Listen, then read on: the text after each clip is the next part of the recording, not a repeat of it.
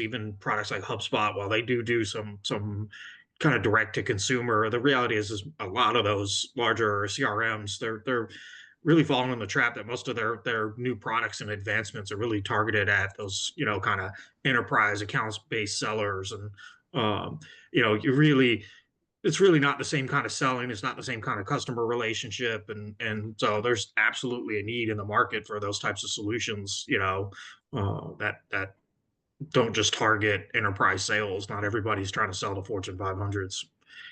It's interesting. I mean, even when I talk to, say, a new lead and we're talking about what they want to do, the amount that I hear of scaling and move up market, even from somebody just getting started, it's, I mean, it's good that they're thinking that way, but it's almost like a disease because you forget about what market you want to start with or serve now to be financially profitable.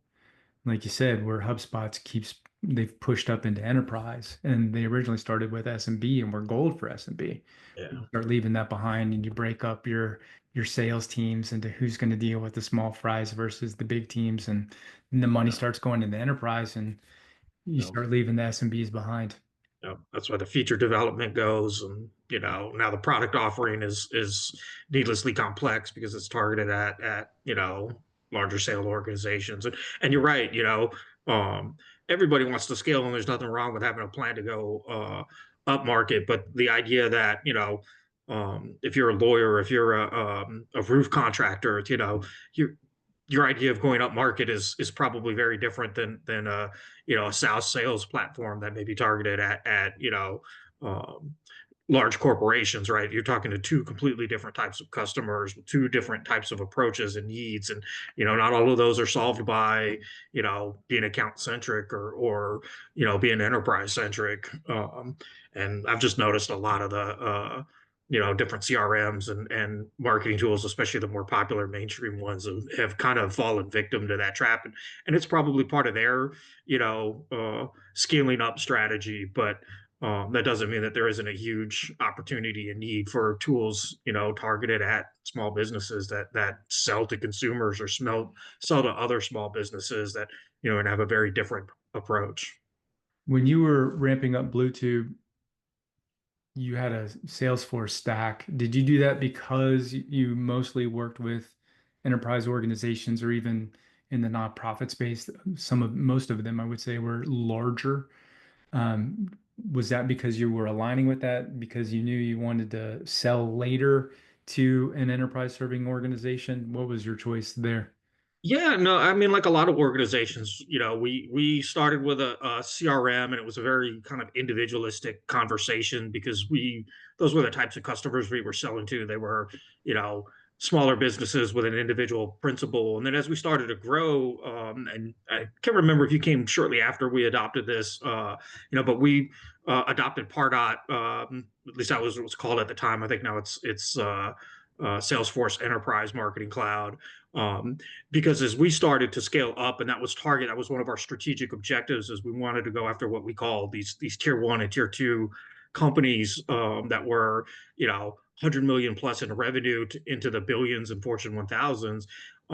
And that becomes a very different type of sales process, right? We're not going after a single decision maker or two. We're potentially dealing with cross divisions. And so that's where that account based marketing really came in, where we may be touching three, four, five people in an organization at minimum with each sales cycle, and being able to look at them through the totality of the relationship, and not just as you know these individual people, but really as a larger collective, a group of needs that was necessary to target that account and make those sales. So yeah, that was absolutely part of the moving up strategy. But to your point, right, about the scaling up, we targeted the types of customers we wanted to go after, and then found the tools that helped us achieve that most successfully. There is, especially in this day and age of SaaS and startup culture, there's this idea of you tool everything to death, but if you don't really understand what the goal and what the tool is really doing for your business and what the strategic initiative it's aligned to, it oftentimes just becomes cost and noise, and it may not actually help you achieve your objectives at all. It's great to have an opportunity to connect with people, but if you don't have a content strategy to send them compelling content, what are you even saying to them? I think it's a little bit more complex than that, and it's kind of interesting. You mentioned the product you have that you touch on each of those points, right? It's not just a software tool, but that there's services and even content marketing help where you can help people um, execute on that because everybody has big dreams, but especially when you're a small business, your ability to juggle all of those balls can be challenging. It is extremely challenging. Um, it, it- I like how you highlighted that you knew what tools you needed to get the customers that you wanted and to service those customers properly by understanding, seeing into their business the right way and being able to break that individual needs down. I would say that the majority of companies that I've talked to since the time that you and I've connected and I got into that world, I'd say more often than not, they're not maximizing the use of their technology. So there's massive overspend. And we talk about tech debt where they're not investing in the right tech, they're paying for the wrong tech, they're not using it. You have multiple licenses for the same kind of technology, but competitive technologies in different business units. It's absolutely insane. And then even in my world of SMBs, they're paying for things they don't know how to use. Yeah. Somebody decided, oh, it sounded good, but then there's nobody really to be a product owner internally. Yep. So when you guys were building Bluetooth, there's four partners.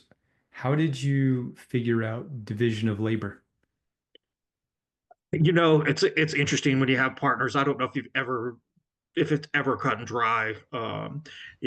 Part of even as big as we got, 75 people there at the end, you still wear a lot of hats. But we largely divided up into areas of expertise and interest. For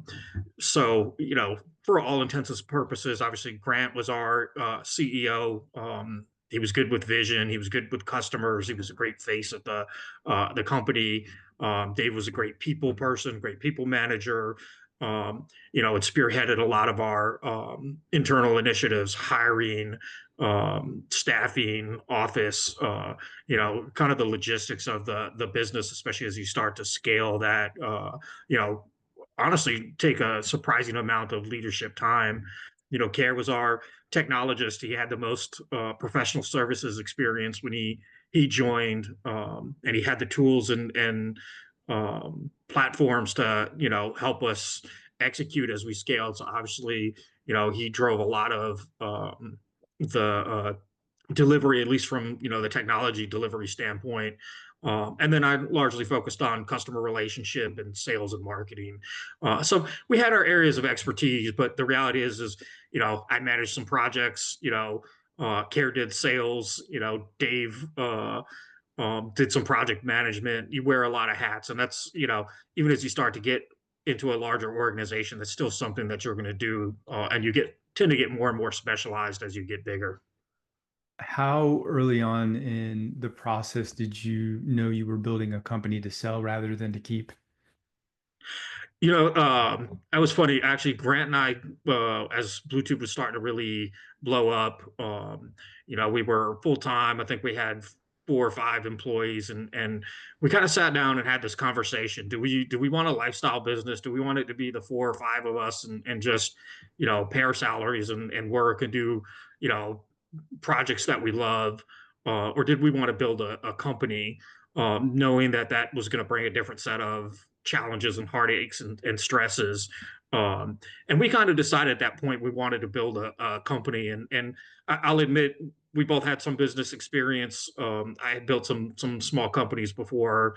I don't know if we really entirely knew what we were getting ourselves into when we made that decision, but it was this conscious decision that, hey, we want to try to scale this. We want this more than just to be, a small lifestyle business. And it was really just over dinner, one day after work. It was just kind of a conversation of what do we want out of the company. And from there we started growing. We ultimately brought in Dave and even eventually Care and you know the focus always was, hey, let's bolt on these pieces where we had gaps in our expertise, to support that idea that we were building a company that we were ultimately one day going to sell. What would be some of the main factors that differentiate a lifestyle business from building a company for sale? That's a great question, and look, you can blur lots of those lines, but I think when you're building a company for sale, um, you're making it about the company's revenue, the people in the company, the customers that the company has. When you build a lifestyle business, you're really looking for something that um, is about you, whether that is ultimately your intention or not. That's what it becomes about. It becomes about supporting your lifestyle. It's about the customers you want. Most lifestyle businesses don't get big enough to um, have so many employees that it they don't become about the person at the head of the table. So I think that's really the big difference is, hey, do you want this to be about the company, or do you want this to be about the founder or the leader?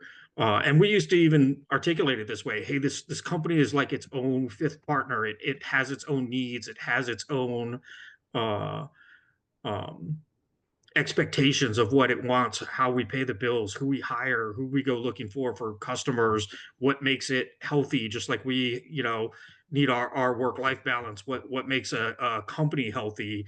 Uh, and so thinking through it, that lens really kind of helped framed it as, hey, this isn't just about what Paul wants or what Grant wants or what Care wants or what Dave wants, but what's best for the company as a whole. How do you think about people that I've talked to and interviews that I've seen online? I'll hear someone say, and pretty new in the business typically, but they'll say, I need a CEO because I want to focus on the technology. Or they'll say, I'm the CEO and I want a COO to handle operations. How do you make that decision? So you and Grant, you're building Bluetube and you need help. How do you decide between we need more leadership or we need somebody to deliver our services? Yeah, and always an interesting conversation. It depends on what you need as a leader. I think one of the things that people don't do enough of is self-evaluating. I'm a football fan, right? The It's called scouting. You scout the other team, and you look for their strengths and their weaknesses. Um, you should be doing that regularly with your business and yourself. Where am I strong? Where am I weak? And that changes over time. It's not, hey, I did this 5 years ago and I was bad at sales, so I'm still bad at sales. You can learn how to do a pitch in 5 years. Uh, but you really are looking to do one of two things, and you've got to ask yourself what the business needs most. And again, I think one of the things I worry about is in startup culture, you do a pitch looking for funding, and people tell you you need a COO, you need this, you need that, and you take that as law instead of, hey, what does the business need? Um, and you ask, hey, do I need expertise I don't have and can't realistically develop? Or do I have an opportunity to replace myself in something that I'm confident I can manage somebody else because I have a good handle on that? So it's two schools of thought. One is if I'm a visionary, um, I probably want to hire somebody to help me with operations, because if I'm good at big picture, I may not be great at details. The flip side of that may be if I'm really good at technology, um, but my calling is to be a visionary to my customers, which I can do. I want to have the confidence to hire a technologist that I can say, I know technology well enough to know you have that handled, and I can go do something else that I can't go realistically hire for. So look, most people want a cut and dry answer, and the reality is there are no cut and dry answers, but you should really be asking yourself, what am I looking to solve here? And it's either usually replacing something you're confident in because you can confidently manage it, or it's something you don't think you can do and I need to hire for it. And it's going to depend on you self reflecting and saying, I can do this or I can't, and making that decision accordingly. That's a really good answer. I mean, with you get both examples in Apple and Microsoft. With you have Steve Jobs and Wozniak, and then Yep. you have Gates, and I'm blanking on his partner right now, but Gates ended up, leading the company with the vision. He could entrust the technology to his partner, where Steve Jobs was 100% the visionary, and he needed Wozniak to build the products. So it's exactly what you were talking about. Yeah, and whether you bring that in early as a founder, whether you hire it, and those are decisions you're going to go, and those decisions are going to get more and more, fine grain as you grow. Early on, it may be I need somebody that can handle sales and marketing, whereas down the road, it may be, hey, I really need to just accelerate sales, and so I need to hire somebody for a specific role. It's not just about addressing, founder level or executive level leadership, but who's really driving those components of the business that you need to be successful, and how do you identify that you're short or that's what's holding you back without just being listening to somebody who has no idea what your business is telling you what you need. And I can't stress that enough, that um, it's replace who you hire and when you hire isn't because you think you need it or someone told you. You really have to have a strategy to say, this is holding me back and this is why, and this is how I think I'm solving it, because there's going to be a cost associated. There's going to be an opportunity cost. There's going to be a direct financial cost. There's going to be a perception cost, right? You're the founder, you're the face of your company. If you're doing all the sales and you hire a salesperson and all of a sudden all your customers are seeing a different face, it's a very different experience. You're going to probably have some growing pains and lose some sales by doing that. You need a way to know, hey, I've created enough other new opportunities through this new person that I couldn't have done myself, and for the opportunity cost to manage them, to hire them. So it's really important that you don't just look at it as I'm putting a body in here and it just automatically works, but that this is really part of a strategy and a planned approach that you can measure the success of. I mean, at some point, you have to be able to let go of some things because there's no way you can build a company and do all the things. Absolutely. When you go to do those things and you're looking at the opportunity costs, I was reading a book that recommended to try to focus on what you mentioned earlier. What are the things that light you up, that you enjoy doing, and that you're good at, and move into that direction? Would you say that would be the advice you would give to pretty much everybody? Yeah, absolutely. With the caveat that you're going to have to do things that you don't like, or you're not good at, especially when you're in a leadership position. But yeah, the more you can lean into um, things that you enjoy, the more you're going to be authentic and driven in what you do. If you dread doing things, it's going to show. It's not going to get the love and attention that other things will. Um, but the flip side of that, as I mentioned, is when you're really good at something, sometimes those are the easiest things to give away because you know how to confidently manage those. You're not managing something you don't know, right? So if I'm a technologist and I'm not a good people person and I'm not good at sales, when I hire a salesperson, I don't really have a great idea of what makes a great salesperson. I may not even understand, pipelining, weighted pipelines, and funnel approaches, even the basic simple things. I may be learning that as I go. Um, and so sometimes that can be a lot harder to manage because you just really don't know what it is that you don't know. Whereas if you're a technologist and you give away technology, well, I know what quality delivery looks like. I know what quality code is. I can go and look fairly quickly and see if my technology team is following a process. And it may be I have to go learn something I'm not inherently good at, like sales, because until I have a good grip on that, I may not be able to give that away very effectively.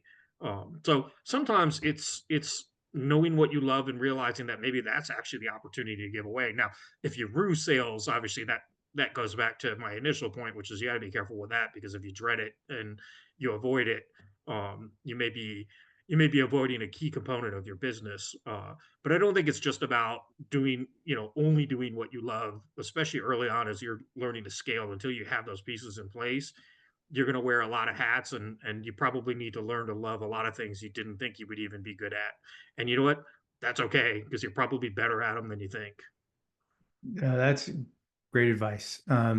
It, I have found building Buildwise that because there's so many different things that I came in it because I was like, I'm really good at marketing. I've done it for all of these different companies. I know I can continue to help other people. But when you're doing it yourself to help other people, it's a whole different bag of tricks. And there's so many different things that you're responsible for that you didn't have. And so there's a true energy switching cost of going, I know that needs to be done. I don't know how to do it. Now I need to ramp up on it as quickly as possible so it can get done. When, if ever, does it make sense to do you invest so you yourself know enough to trust but verify? Or do you pull somebody in going, yeah, I'm pretty sure I vetted the right person to handle sales. I can learn from them.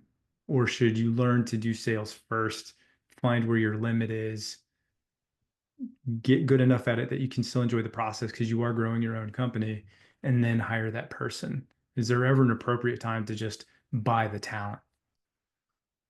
Yeah, no, I think you can absolutely buy the talent, and the more you know the talent, and the more you know they have experience in your specific industry, the sooner you can do that.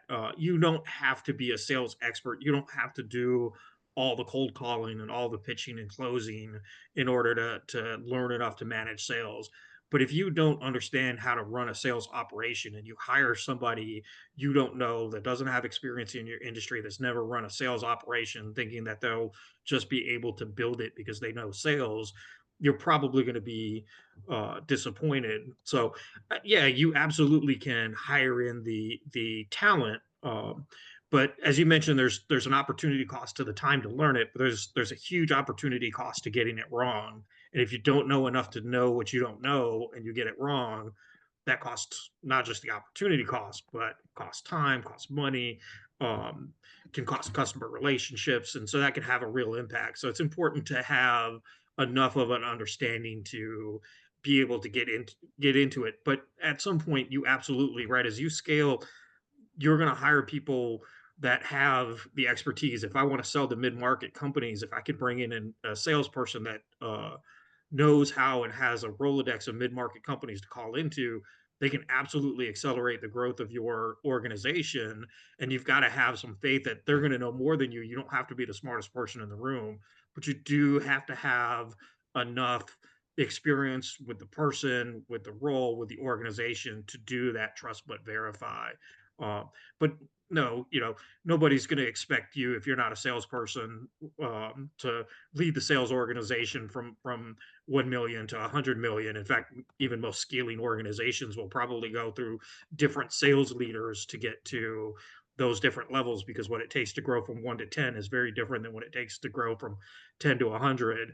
Um, and those are the kind of little things people don't think about and know, right? You bring in somebody who's used to having a sales team in an organization in $100 million company with marketing support and dealing with marketing qualified leads, and you drop them in $1 million company where they're sales leader, marketing person, and cold caller. The chances that they're going to struggle is going to be a lot higher because those are not necessarily roles they've done recently or ever before. Uh, so those are the kinds of things that you have to learn and deal with. So when we talk about learning those roles and getting your feet wet in them, usually that's early bootstrap phase. At the point you're really scaling, then you're thinking about how do I hire in people who know more than me, uh, and that's when you start to make that pivot. And that's usually around that $10 million in revenue mark, where you're really starting to again fade away from being a company about a few individuals and really starting to be about a business. And you may be the face of the company, but you're really just managing people at that point. I've seen several companies that have gone through that phase. And what's really interesting to note is the change in behavior of leadership and employees, especially leadership. Leadership goes, there's this switch that flips because the game has changed. And then that has to trickle down to the employees. Can you tell me what that's like?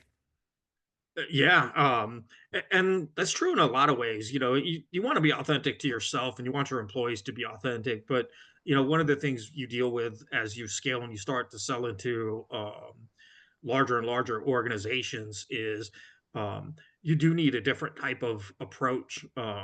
Fortune 500 companies, you know, buy differently than small businesses do, and sometimes that means that you have to approach it differently. You can still be, casual and boutique, especially in the professional services space. But at some point, you've got to be professional enough to inspire confidence in the people that you're selling to. There's this old saying, and I'm probably dating myself a little bit with this, right? Is nobody ever got fired for buying IBM. In this day and age, nobody gets fired for buying Microsoft. They've kind of replaced IBM for it. Um, if you were a cutting edge um, tech startup, there's a certain risk. These guys probably get pitched by SaaSes and startups all of the time. A lot of them probably aren't even there a year or two later. So they would have to take a risk to buy a product at an enterprise level um, on a company like that. Whereas if I buy from Microsoft, it may be far less inspiring, but you're not going to have a hard time justifying the decision. They're what everybody uses. They're what our competitors use.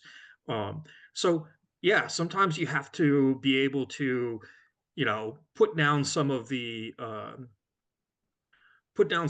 startup look and look polished, look professional, look competent.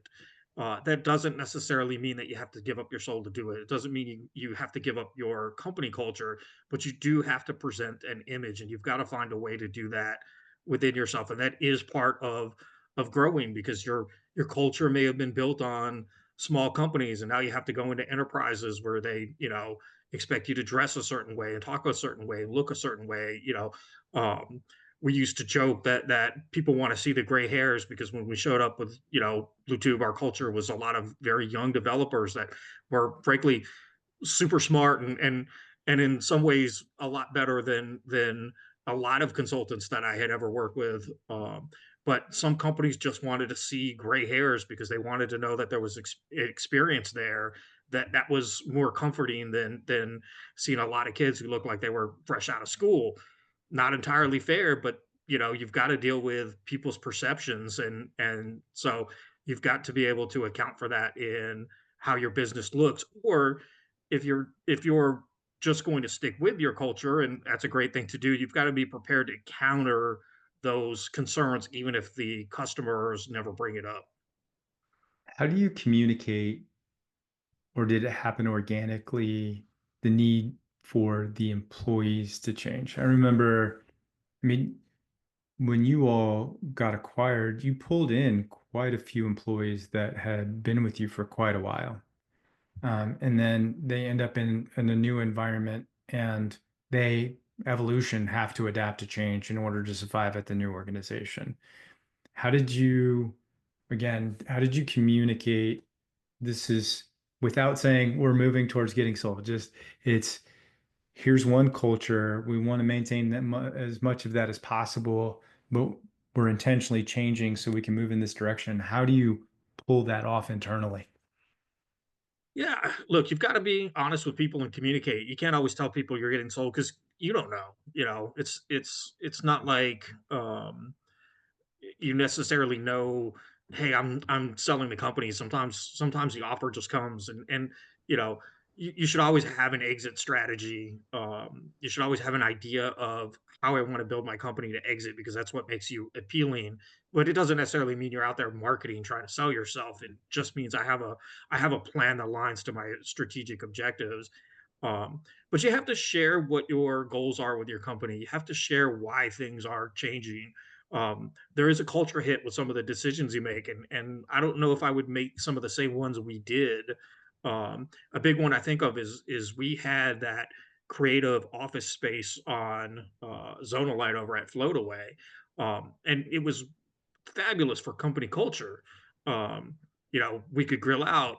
Employees had parties. It was this fabulous culture that we could do right there in the office. But as we got too big for that space, we had a decision to make, and we knew we wanted to sell more upmarket, and we were getting more customers coming to see us. And while they loved the quirkiness of the creative space, we made that decision that we wanted to look a little more enterprise as part of our strategy to move more upscale. More and more of our customers were Fortune 500s. So we made the decision to move to the top floor of Midtown One in Midtown in Atlanta. Great space, beautiful views, not as corporate as maybe moving to Dunwoody or some suburban office park, but definitely not the creative space. We were starting to make that transition from an agency into a consultancy, and it changed the culture. It was an impact on the people. Um, People didn't immediately leave, but people who were there because they enjoyed that type of culture ultimately left, and that's something you've got to be prepared for the change for, and decide if it's worth it, and so you've got to communicate those things. We're making this change for this reason. Not everybody's going to go along with it, and that's okay too. um, but I don't know if in retrospect I think that those decisions were necessary. I think we could have found a larger creative space and maintained some of that culture, and I don't know if it would have really been quite the drag on our move up market as maybe we thought we were. But cultures were changing, right? Companies were starting to buy from agencies more and more, it became more acceptable. So I don't we didn't catch the trend there, like, so, but yeah, long story short, it's, you make decisions based on that as best you can. You communicate as best you can. You have to be open and fair with your employees about what it is that's happening. And you have to be prepared for the fact that not everybody's going to go along with it, even employees you really like. But part of growing and being in leadership is presenting opportunities for people to grow and move on. And while you hope that's largely within your own company, sometimes in order to achieve things people want in life or in their careers, they're going to have to move on elsewhere. And you know what? Sometimes that's healthy for the company, just like it is for the individuals too. Agreed. Pressure makes diamonds. You get an opportunity. I mean, I definitely learned a lot in my time with you. Credit you to getting me my start in tech, and then there was this moment. I don't know if it was intentional or if I just read it that way, where you're sitting down at your desk. I'm talking to you from the door in your office, and there was this look you gave me, and in my head, what I heard was, okay, this is your do or die. And so I just moved in that direction, and here I am today. So thank you for that. Um, if you guys weren't necessarily looking to get acquired, but the offers are coming in, what was the difference from the no's to the yes? That's a good question. So, it's we didn't have a ton of offers. Again, we weren't necessarily marketing ourselves. We had gotten a couple of offers, but we mostly dismissed them. Usually first because of cultural fit. When you're getting potential acquisitions, money is never the first thing talked about. You know, the first thing you do and they do is ask questions. Who are you? What's your culture like? Um, and you kind of assess for cultural fit. I remember there was one company, an e-commerce company, that was looking for um, to build on a digital agency component to build their customers' websites and help them with marketing. And this was very very early on in the process where we even thought getting acquired might be realistic. Probably the first real offer and conversation we had. Um, and we went and spoke to him, and the company was largely looking to take the customer facing and leadership staff and add them and replace the individual developers and marketing people with offshore talent because that was their business model. And we decided very early on that, hey, there's probably not very many checks these guys are willing to write that would make that feel good to us. It's not the type of work we as a leadership team wanted to continue to do. Um, we didn't necessarily want to manage large outsourced teams. We didn't necessarily want to have to just be, glorified account managers for this business. And we didn't want to see what we felt like was this strong budding team that we were building be gutted for lower cost talent. Not that there isn't a fit or a place for nearshoring and offshoring of talent in any organization, but the idea that we would take this strong team that we felt like we were building and gut them, as well as frankly leaving most of our customers behind. They probably would have only kept about a third of our total customer base.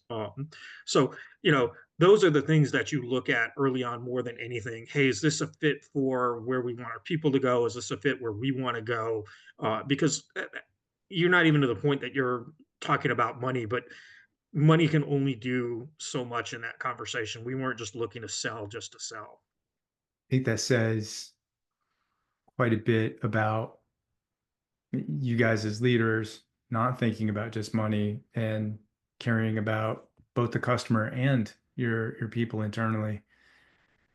When you decided to sell, in reflection, I remember seeing you guys were managing something, didn't know what was going on yet. What's that process like once you say yes? Yeah. It's that was interesting, right? Especially because we were being acquired by a public company. So some of our having to be hush hush about it wasn't because we necessarily wanted to keep people in the dark. We had a legal obligation because they were a public company not to let this potential news get out before it could be released to the markets. But yeah, no, I remember when it really felt real. Grant and I flew out to St. Louis and talked to the leadership. At that point, we had already had a good idea of numbers and what was going to happen. And I remember, hey, we said yes, and you would think you were counting money, you think you would have relief, you think there would be anxiousness, but in reality, it was actually none of those things. It was madness for the next 30 days, pulling together documentation, doing due diligence. There was this isn't sitting in a boardroom negotiating final numbers like you see in the movies. This was and this is how you guys all knew something was going on. This was me hiding in my office, not because I was avoiding people, but because I was just heads down pulling together documentation, answering questions, dealing with lawyers and contract reviews.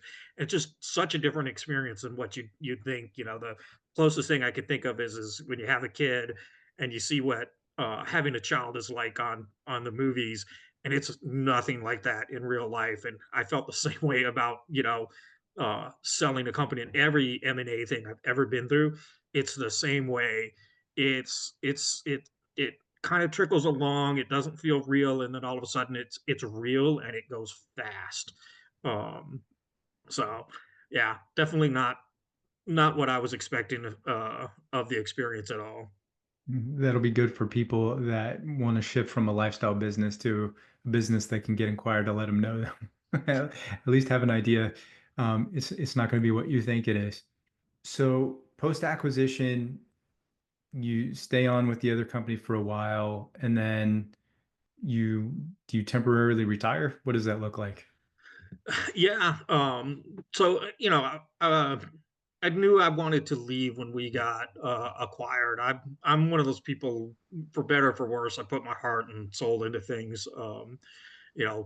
Sometimes too much, even when it's not being asked of me. And I was gassed. I was ready to do something else. I hadn't spent a lot of time with my young family. I'd been working a lot, and I was just ready for a break.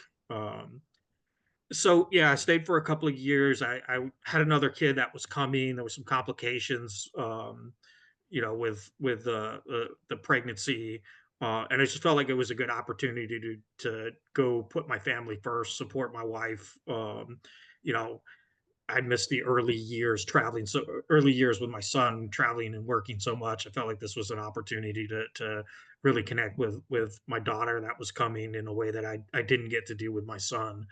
um, I left once she was old enough. We did do some travel. Whether you get on with a company that allows you sabbaticals or take longer vacations, or whether you just save some money, and defer a frivolous purchase.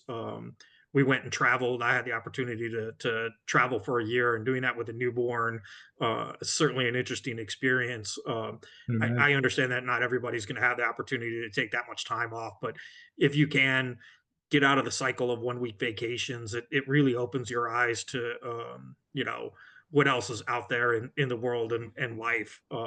But I did that. When we sold, I didn't buy a new house. I didn't buy fancy cars. I didn't do any of that stuff. I put that money away to spend time with my family and travel. So that's really what I focused on. That's incredible. Wh- so you committed to something that sounds like you needed, but that, it's also beneficial for the family. Yep. When did you start getting the itch of saying, I've had enough margaritas on the beach. It's time to do something else? I don't know if you ever have enough margaritas on the beach, for the record. It's funny. One of the things that I discovered after I left, and I don't think this gets talked about enough, especially for people who are not professional entrepreneurs, is so much of my life and my identity was tied up in being the COO of Bluetube, working for Bluetube, being a partner with Bluetube. Um, so many of my friendships were work people and customers. And when I left, I realized I lost my identity too. I Hmm. had given up a lot of my hobbies because I was working so much. I hadn't spent a lot of time with my family, like I mentioned. Um, and there's this emptiness that was really hard to reconcile. It's not something I hear people talk about, but when I mention it, it's surprising the number of people who are like, "Oh yeah, I felt that too." It's apparently very common in retirees as well. You're so used to working, and life changes so much, and so much of your identity and day is tied up in work, that when that goes away, even by choice, you're left with this void. Hmm. Um, and so that was a really hard thing to deal with. And I think it was partly that emptiness that finally made me say, "Hey, I want to go. I want to get back to doing something. I need something to fulfill my time." Yes, traveling is fun, and I would love to continue to do that endlessly. Um, but I also need to do something to provide some fulfillment. People like me that are kind of serial entrepreneurs and capitalists at heart. You can only go so long without I don't know, having that thrill of the hunt kind of feeling. I don't really know any other way to describe it but that. And so that's what really drove me to start saying, "Hey, how do I get back into something, and what is that something?" When you start feeling that itch and you go, okay, I've been feeling this emptiness, but now it's enough and I need to go do something else with it. I assume that was a conversation within the family. Yep. What did you do to start looking for the next thing that would scratch the itch? Yeah, I wanted something that I was passionate about. I always loved technologies, and so obviously, what made me passionate about Bluetooth was pretty easy to find. And I had people call and, "Hey, do you want to consult on this?" or "Hey, do you want to join us for that?" But one of the things that I really struggled with is I just wasn't passionate about um, what they were doing or what I would be doing. Um, so actually, what I did initially is I started trying to find other entrepreneurs that I could help provide some advice and guidance to, and actually went really well. I found some great people to work with and mentor, and I had an opportunity to kind of find people who are, you know, in various different industries and companies, but all small startups that didn't want lifestyle businesses that wanted to kind of understand, what was that experience like. We did start developing kind of a methodology to evaluate a startup business, but what most people actually seem to gravitate toward was just kind of the experience, and sharing, even like we're talking about here, what it was like trying to scale, at what point you made those decisions. One of the things that made Bluetooth really unique was that we didn't take outside capital. We were always founder funded, if you will. And that presents its own unique opportunities and challenges. But the reality is 80% of businesses don't get external funding, and so much of the startup culture is around pitching, funding, and it has its place. But the reality is if unless you're really a experienced CEO, you're probably not getting much external funding, or if you do, it's going to be in the form of a loan. And so we really focused on helping people understand how you build a business without looking for funding. But if you do need funding, it's not about being good at pitching. It's about building a business people want to invest in. Because one of the best pieces of advice we ever got was, don't build a company for sale, build a company that people want to be a part of, because that's what people want to buy. So what we wanted to do was help people understand, when you go and give a pitch and they tell you you need a COO, back to one of those early questions you asked, how do you decide if you need a COO? And they tell you need a COO, what they're telling you is you don't have enough operational understanding of your own business. And the only way they'd invest is to get a COO.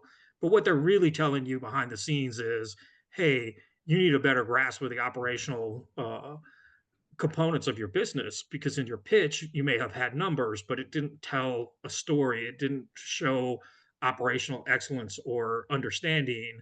And we wanted to share those insights with people.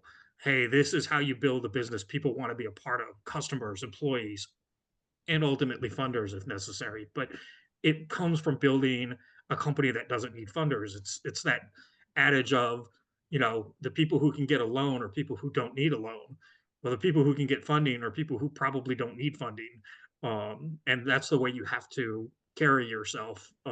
So that's what I focused on. And it gave me an opportunity to see a lot of different companies, a lot of different cultures, a lot of different industries, and help me kind of suss through what it was I wanted to do while getting some fulfillment of sharing my experience and expertise that I had developed, frankly, mostly by just hitting my head against the wall during those years with Bluetooth.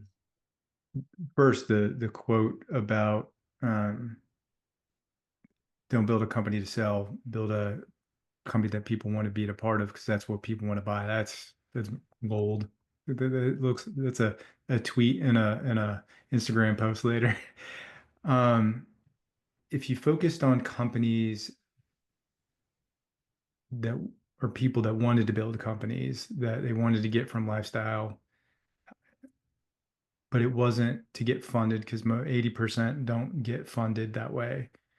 And you mentioned you started developing some frameworks around that. What did those frameworks look like? So they cover a lot of what we've talked about here, and they're things I use even in every business that I look at is, what's the company we're building? What's the problem we're solving? What's the market we're serving? What's our ideal customer? What's our exit strategy? What's our operational focus? What's our plan to scale? Um, these common things that you hear over and over again, but how do you really, you know, put put paper to the pencil to the paper, right? How do we really make these things happen? And what do those do for your business, right? When you talk about exit strategy, again, it's not, hey, here's the point exactly when I want to sell, but do you want to sell? Do you want a lifestyle business? Do you want to go public? What size do you want to sell to? Who might buy you?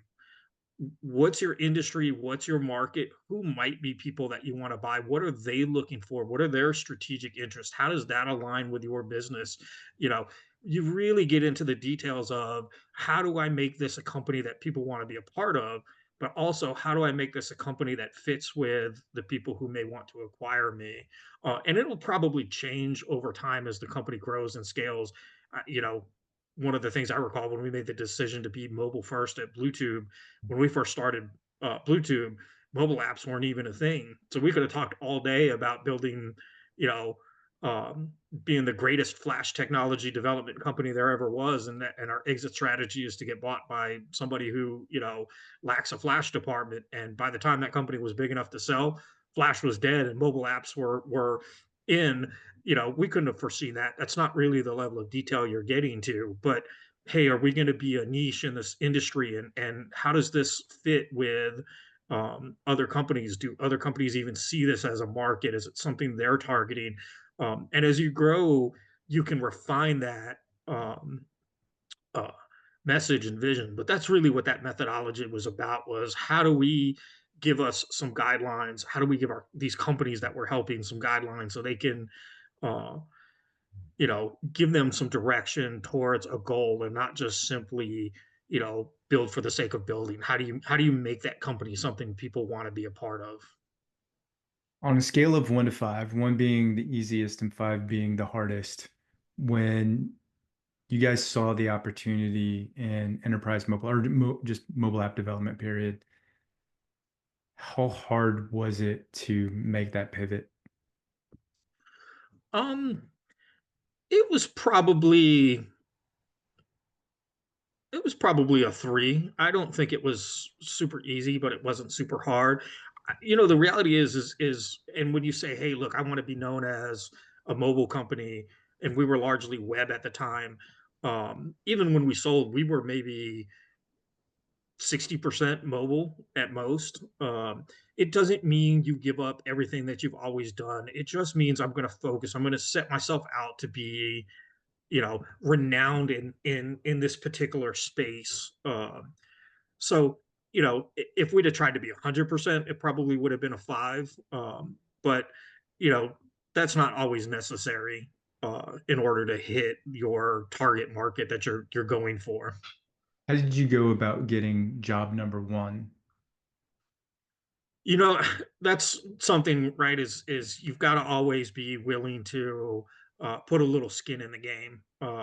And so when we first got the opportunities to do mobile apps, even before we decided that we just wanted to be a mobile centric company, that we just saw this as a general opportunity within a larger agency, um, and the customer said they were shopping for it. We were really aggressive on our pricing to the point we knew we were probably going to lose money on the deal. Uh, but we needed that feather in the cap. We needed the portfolio piece, but we also looked for the right opportunity. This isn't just about looking for the first person coming along, wanting a good deal, because sometimes those never turn out the way you want. This was a customer we had done work with before, so we at least knew what we were likely getting ourselves into. We worked with an existing customer. I'd rather give a good deal to somebody who's paid us full price before in the past than a new relationship. We also knew what we were getting into. But one of the big things it had was they wanted to do a series of 4 or 5 apps for each of their large customers. And so this was an opportunity to say, not only may not only can we possibly, win back some of the investment with these future apps, but we're not just going to get one portfolio piece. We're going to potentially get 4 portfolio pieces. And the reality is you usually need at least 3 portfolio items to convince, you know, your next customer that you can do the work. And we had this opportunity to say, we've done this 4 or 5 times at this point. You know, we're not new to this. We're experts, but we got it off of a single project that we put some skin in the game on. So, you know, just be just be smart with that. Don't just go looking for the first thing that you can get. Find the best thing and invest in that when you want to move into a space. And even though those apps were for that one customer, they were different use cases, right? They were, and they were for different end customers. So they looked different. They had different names on them, and you know, we're not necessarily trying to be disingenuous. We usually told people that they were part of the same series. Um, but yeah, they were looked and you know felt like distinctly different apps, even though they were all for the same um, end customer to us that were servicing their different customers. But that gets you multiple case studies that Yep, changes how you can go forward with your marketing. That starts changing the brand's position in the yep, marketplace. And like you said, then enables you to start going out there and fishing for the right new customer to bring in exactly. based on, okay, I see what you're doing. That's great. Yep. Um, okay, so you start helping out these companies that want to make this transition, and you found the right people. Quick question on that. So I get, identifying the people you want to go after. You have to have a product that people want to buy. What did you, when you talk about operational focus, can you go into that a bit? Yeah, look, and this is one of the big things that a lot of early startups don't focus on is operational focus can be everything from scale and hiring to you know efficiency. You could even roll up platforms and things into that. But a lot of it can also come to how you approach your customers. You know, um, are if you're in a market and you're attacking a large um, diverse market. For example, if you're selling cars, you know, selling cars has a lot of different cars. Are you selling sports cars? Are you selling trucks? You know, you look at the big players in the space like GM, and they sell all kinds of different cars under different brands. Well, when you're a small startup company, you can't be all things to all people. So one of the early operational excellence things that you have to make a decision is what's a customer base that's right to attack, and how do I build a really efficient way to win those customers? Because you should actually have a distinct opportunity the more narrow your customer focus is. But if your business doesn't operate efficiently, you can't make it a repeatable thing that you can sell easily at a low cost. You're ultimately going to be burdened by your own growth because you're going to try to be all things to all people, or you have to work just as hard for every sale that you have to do. It's you know, in the simplest form, it's the difference between grinding and having an operation, right? Are you out there literally, you know, working hour for hour for every one of your sales, or do you have a way that you can, you know, convert customers through your expertise, and can you get them in, speak to them, compel them, you know, quote them or price them and sell them efficiently, because there should be some similarities. And so it's little things like that, you know. You may have a lot of customers, but if your cost of acquisition is going up for every new customer, you've got a problem, you know. If your margins are declining with every new customer, you have a problem. You know, if I'm looking to invest in a business, I want to see something go the opposite, which is that as I sell more customers, I see my costs going down per customer, not going up. So it's things like that, you know. Are you on top of your books? So many startups and young companies don't see the value of understanding, you know, the time or the effort. They don't pay themselves, so their numbers look good. But the reality is, those kinds of things are not sustainable. You've got to figure out how to build a business that can operationally sustain itself, that can become cash flow positive. And if it's not, what's your plan to get there? Because if you can't describe that, you're ultimately going to build an unsuccessful business that'll collapse under its own weight, which is what kills, you know, other than leadership pride, is probably the number two killer of businesses. And they'll be making millions of dollars and still not have that in place yet. What Absolutely. What so there's a transition you said around 10 million where there's a mental shift. Is there some sort of other ARR amount of where people start getting their stuff together and go, okay, um, I'm I'm suffering enough or I'm losing enough that I need to start getting organized? Yeah, there's a couple of levels that even I'm familiar with, and I'm sure there are plenty more even beyond what I ever got to.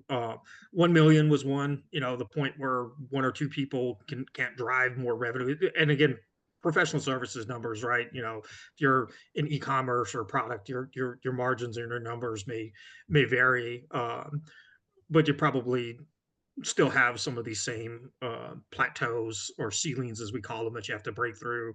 So 1 million is one that place where you know everything's really done by the founders. You might have you know some help, but you probably don't really have a lot of employees, and they can't nothing can get done without the founders. Um, Another one was people call it 5 million. For us, it was about 3.5 million. We started to find the limits of who we are as founders and leaders. We start hitting the part of scale where what we didn't know uh, really hurt us. And the breaking through that one was bringing in expertise, bringing in somebody who had you know operated an organization in this $3 to $10 million range that could help us you know bring some of those tool sets, bring some of that expertise that we needed to kind of break through the next level, because we were struggling to delegate and let go. We were still too tied to making things happen, and our ability to hire was we weren't doing an effective job hiring. It seems to be pretty common about the 3.5 to 5 million mark. 10 million was another one, which we really got in terms of ARR right there at the end. We were starting to, you're getting to the point where you're being very, very specialized. You've gone from being this small, close knit company where everybody wears a lot of hats. Even if you're in marketing, you probably wear three marketing hats. You remember that you did marketing, you did sales, content marketing, trade shows, right? You start to get to that 10 million, 7,500 person mark, and all of a sudden, your outbound marketer, your outbound sales, your inbound sales, and your sales leader are four distinct people in four distinct roles, instead of this amalgamation of people and roles. Um, and I know there's another level that people hit, usually about 25 million. That was probably the next one we were starting to set ourselves up for. You start really at that point starting to be more of a geographic impact. So some of the limitations is your customers are spread out, your employees are spread out, either because it's where your customers are, or because it's just not realistic to put everybody in one roof. That can be, I've seen that anywhere from several offices around a city to um, uh, you know uh, a lot of different cities where you have different offices based around customers. And we saw this a little bit after we got acquired. We got combined with a couple of different business units, and we wound up running those business units. And so we're a $35 million organization with large offices in several different cities. Um, and at that point, maintaining the culture and the continuity across all of those different people were one of the biggest challenges that we had.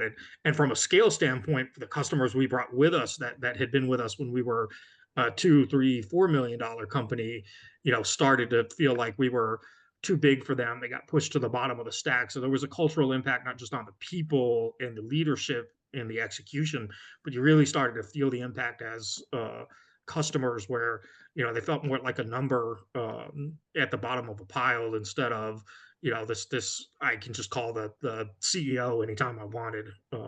So I know that was another one. I know there's one at 100 million. I'll be honest, we never got that big, even post acquisition. So I didn't get to personally experience that, but there are a number of those, and there's something you have to do differently to manage each of those situations as you hit those ceilings.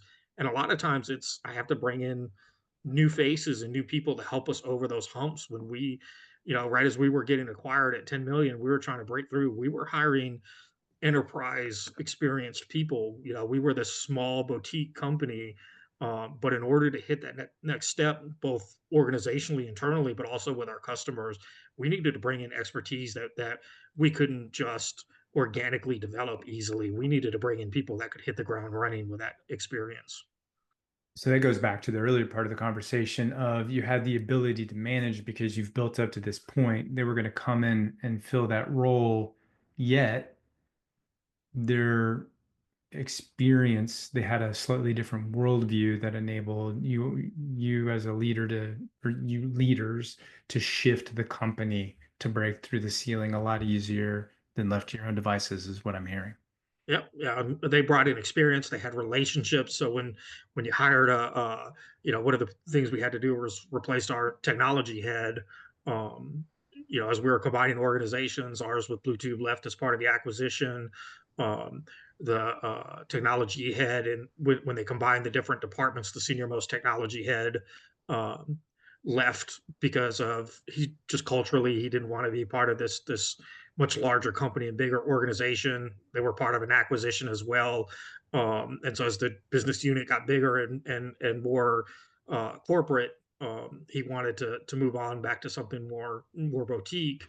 Um, and the other potential technology leader we had that we had brought along with us with Bluetooth just simply didn't have the experience to run an organization at that level.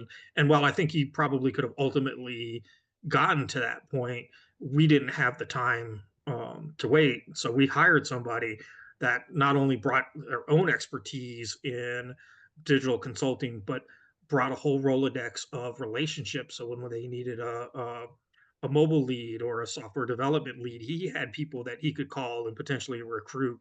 And that becomes an underrated part of bringing in people with experience. In fact, I would venture to say that it's both a testament to their leadership abilities, but also to their opportunity to help shape your organization, find a good cultural fit with a great Rolodex.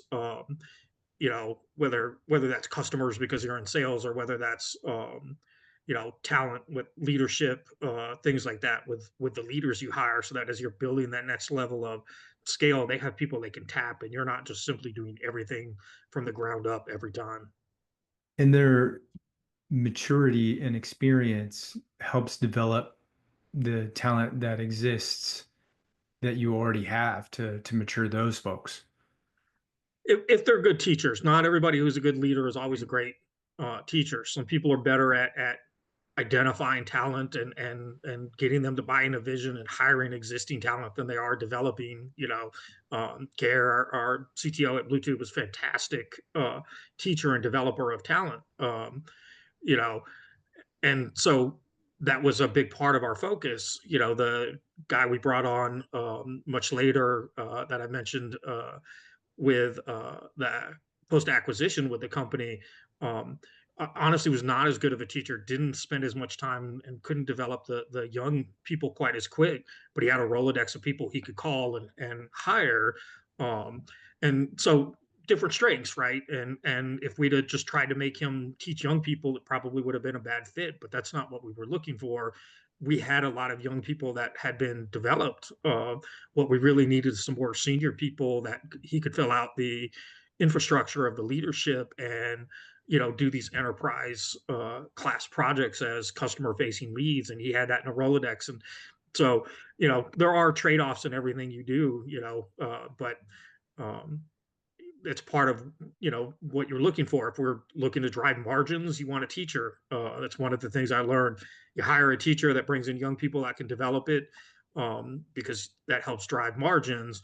If we're looking to capture revenue and move quickly, somebody who has more of a Rolodex that can capture talent quickly can move quickly. Now they generally are going to cost more. You're now competitively trying to recruit them in, so they usually have a higher price point. But when it's leadership you need to build, the scaffolding of the organization, that's not necessarily a bad thing. Now, what you hope is the people he brings in can also be teachers, and you can continue to bring in young talent and develop them and drive those margins. And that's kind of the utopia. But I think you have to be prepared for the fact that Different leaders are going to have different strengths, and their place in the organization may vary based on what those strengths are. So you took all of those learnings and then you helped other people. What are you doing today? So, out of all those learnings, what I really, and I've always been a car fanatic. It's actually one of the things that kind of hurt most when I left Bluetube. Was real quick sidebar. Uh, getting back to the identity being wrapped up and how that changed things. When I was traveling that year, I went to go see um, a friend of mine that actually was a customer of Bluetooth that we became very, very close friends. Even after he stopped working for the company that was our customer, we stayed close friends, and we got to talking about cars because he's German and used to work for Mercedes Benz, and the company he was working for, the boss was a huge Porsche fan. And they were based out of Stuttgart, and how all of that's right there in Stuttgart. I was like, oh man, like I love Porsches, and I talked about cars and all the car things I'd done. And he goes, wow, I didn't know you were into cars. And I realized I've known this guy for 5, 6 years at this point, and I'd given so much of my identity that he didn't even realize that cars were one of my biggest passions. But the first business I started up was selling car parts. I had a company that put on different car events, and so the fact that this wasn't even a part of my identity anymore was part of that eye opening experience that taking some time away gave me. And it was a good reminder that I loved, you know, high performance cars, driving, racing, tracking. And so I started leaning back into that. And as I got into that, I started thinking, what are some of the opportunities that I could bring all this expertise forward? And even before we knew what kind of business we were going to build, we started building a community. One of the things I wanted to do was um, deal directly with customers. I didn't want to do the B2B thing, at least as a primary. Again, I wanted a different challenge. It was something I hadn't done since before, Bluetooth in my consulting career. So I started developing a community, and I figured if nothing else, I'm going to have customers already uh, in a pool, even though I'm not trying to sell them something. And this is something actually we decided from the very beginning. And then I started figuring out what are businesses in this car enthusiast space that I was so passionate about, that I could start up or bolt on or acquire to this existing base of customers that we had. And we went through a few ideas. It was peak pandemic. A couple of them kind of got killed off or delayed because of they just didn't make sense during the pandemic. And what we've come up with is the first of hopefully several companies that sell to these car enthusiasts. And if you're not in the car enthusiast space, you probably think, hey, this is a small niche lifestyle market. But the reality is people spend billions of dollars on their car and car hobbies every year. And it runs the gamut of everything from the cars to the personalization on the cars to the events, um, to insurance and operational costs on the vehicles.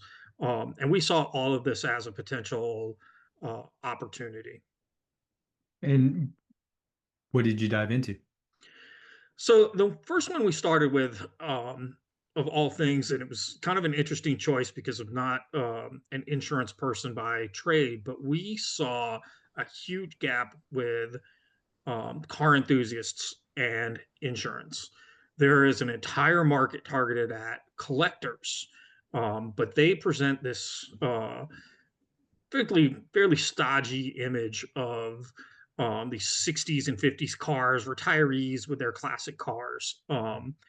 And what we saw was, but people who love their cars are more like collectors than they are like commuters. And we wanted to help those people understand that there was a cheaper and better way to go about insuring their cars. And this was particularly timely because, as most people have probably experienced personally, insurance rates are skyrocketing. Insurance companies are losing their shirts between, the general costs going up, and the fact that insurance companies in general are just simply struggling and passing on those costs to their consumers, even outside of the auto industry. You know, the home insurance is actually in a worse place than even auto industry, but insurance companies are looking anywhere they can pass on costs to offset their different losses.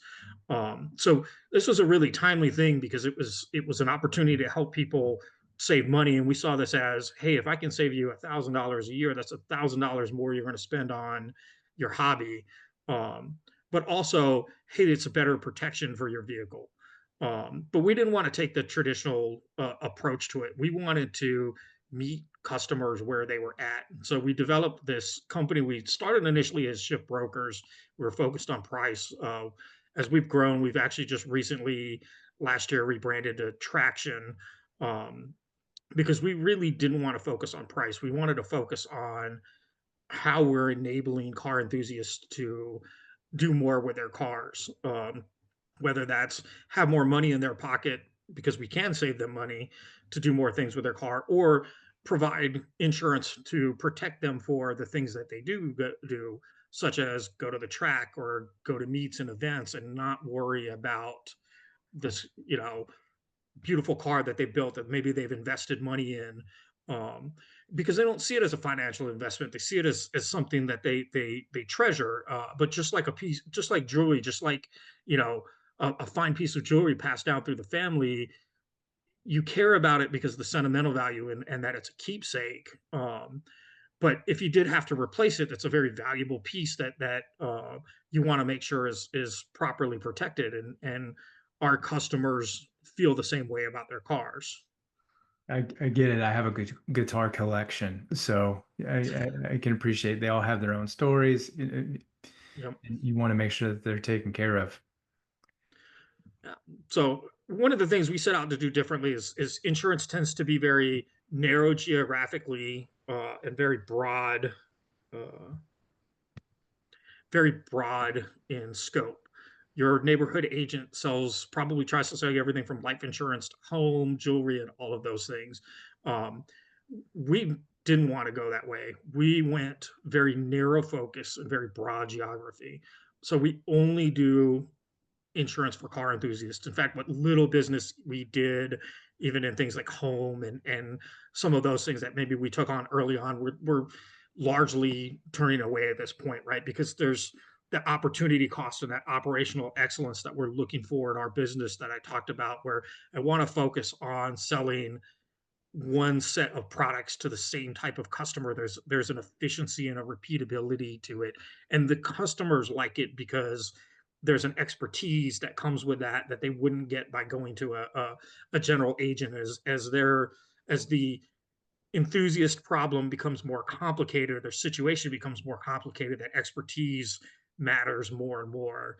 And that's what we focus on. So we're currently in 17 states. We're 3 employees, hoping to continue to grow this year, but very narrow focus, very anti-traditional in terms of the industry, but super narrow focus, wide geography.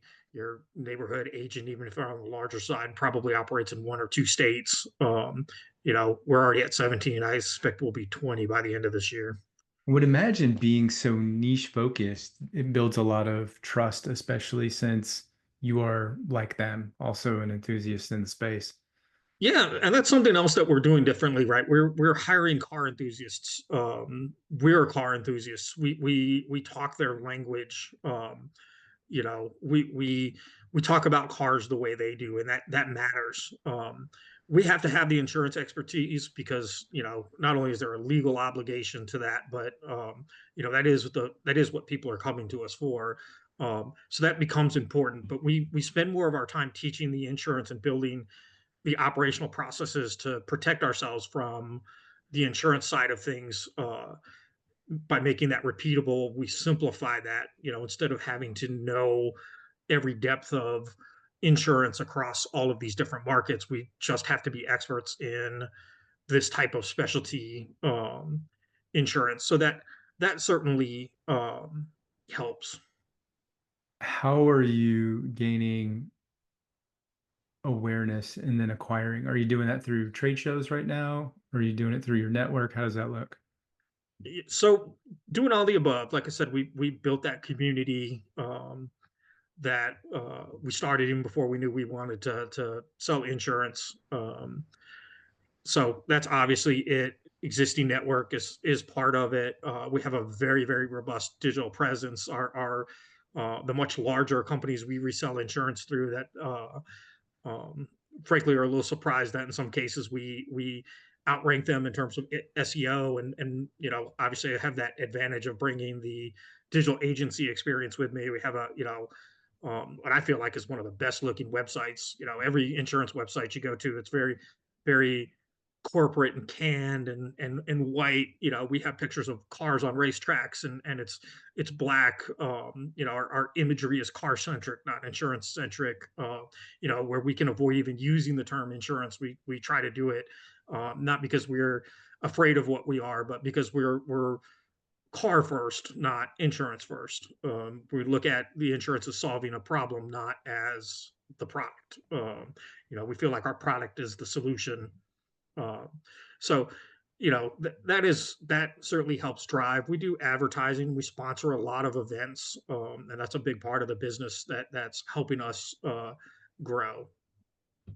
If you Here's an opportunity to give one piece of advice to service-based business owners, what do you want to provide to them? Oh man. No pressure. Yeah, no, I'm opinionated enough. I got to whittle it down to one. You know what? I still would say that if there's nothing else, find your best customer and find more of them. No matter what it is that you're doing, no matter how good your business or your process is, if you can solve a legitimate need and you know the customers that want it and you can go find more of them, it solves a lot of problems. Somebody much smarter than me once said, competition is for suckers. Go find something nobody else is doing. Go find people who need it, solve it for them, and hope you can stay ahead of your competition because you won't have to work that hard for it, not comparatively. It's the best way to get going. It's the best way to grow and scale. And then at that point, once you have some experience and some scale, sure, you can go look at competing and going for a bigger market, but don't be afraid to focus.